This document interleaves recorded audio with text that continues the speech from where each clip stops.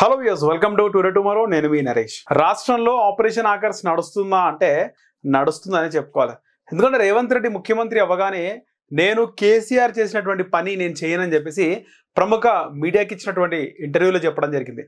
నేను కేసీఆర్ చేసినట్టు ఎమ్మెల్యేలను తీసుకోను, ఒకవేళ ఆయన కనుక నా ప్రభుత్వాన్ని కూర్చడానికి ట్రై చేస్తే మాత్రం ఖచ్చితంగా నేను అనుకున్న దానికంటే ఎక్కువ చేస్తానని చెప్పడం జరిగింది. కానీ ఇంతవరకు ఏ ఎమ్మెల్యే కూడా బీఆర్ఎస్ నుంచి కాంగ్రెస్ లో జాయిన్ అవ్వలేదు. ఉచిత ఐవీఎఫ్ ఐయుఐ కన్సల్టేషన్, ఉచిత అల్ట్రాసౌండ్ స్కాన్. 49 అంటే సంతానం, 49 అంటే సంతోషం. వాస్తవానికి మొదట్లో ఏదైతే భద్రాచలం ఎమ్మెల్యే వచ్చేసి రేవంత్ రెడ్డి మీట్ అయ్యారు, ఇలా చాలా మంది ఎమ్మెల్యేలు టచ్ లో ఉన్నారు అనే ఒక ఊహాగానాలు వచ్చాయి.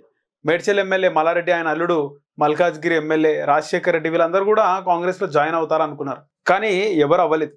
కాకపోతే ఏదైతే బీఆర్ఎస్లో కరుడుగట్టిన తెలంగాణ వాదుల్లాగా, లేకపోతే ఇంతకుముందు కార్పొరేషన్లో లేదా ఎమ్మెల్యేలుగా మంత్రులుగా గతంలో పనిచేసిన వాళ్ళు మాజీలందరూ కూడా క్యూ కట్టారు. రీసెంట్గా మాజీ మంత్రి మహేందర్ రెడ్డి, ఆయన సతీమణి, మూడోసారి ఆమె జిల్లా పరిషత్ చైర్మన్గా ఉంది సునీత రెడ్డి, వాళ్ళిద్దరు జాయిన్ అవ్వడం.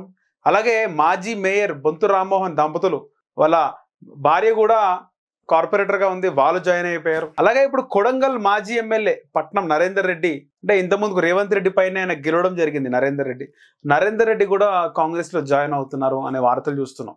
అయితే ఆపరేషన్ ఆకర్ష్కి కాంగ్రెస్ అంటే హైకమాండ్, అలాగే రాష్ట్ర వ్యవహారాల ఇన్ఛార్జ్ కూడా ఉంది దీపాదాస్ మున్షి, ఆమె ఆధ్వర్యంలో కాంగ్రెస్ పార్టీలో జాయిన్ అవుతున్నారు.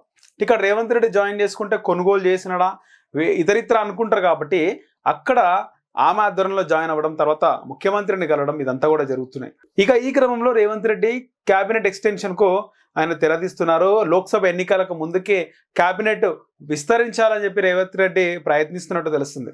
దీనికి సంబంధించి చర్చలు అసలు ఎవరికి వస్తాయి, ఎవరికి ఇవి ఫలిస్తాయా అని కూడా ఒక చర్చ అయితే తెరపైకి వస్తుంది.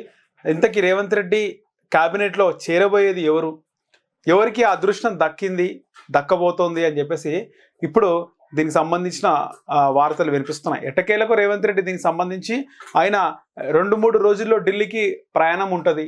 అలాగే కార్పొరేషన్ పదవి, చైర్మన్ పదవీలు కూడా ఇస్తాడు.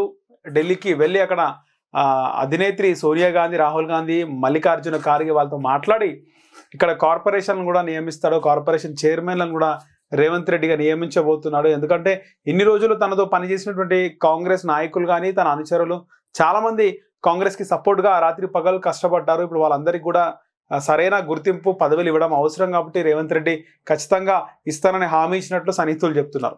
సో మొత్తానికైతే క్యాబినెట్ ఎక్స్టెన్షన్ జరుగుతుంది. అలాగే బీఆర్ఎస్ కూడా ఖాళీ అవుతుందని చెప్పుకోవాలి.